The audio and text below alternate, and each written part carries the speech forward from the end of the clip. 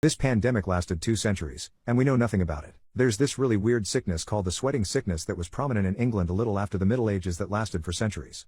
It was super contagious and super deadly. Its death rate was around 50%, but sometimes it was even higher depending on the region. It always began with the same symptom of just being very deeply scared without having a distinct reason as to why. Then, you would get these awful neck pains and start to feel dizzy. The headaches would make people nauseous to the point of throwing up, and when you thought it couldn't get worse, you would start sweating like crazy and even start going crazy.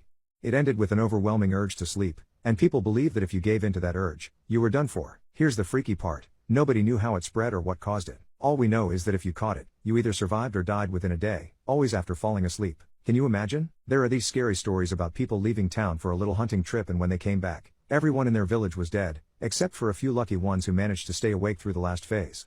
But the scariest thing is that even if you survived once, it didn't mean you were safe. You could get the sweating sickness again just a few days later and die. Some poor souls went through it 2 or 3 times, thinking they were in the clear, but then they got it again and still didn't make it. It was absolutely horrifying. We still don't know why it disappeared or if it will ever come back. It's just a mysterious ghost of an epidemic that vanished in human history without us ever having the time to understand why it was there.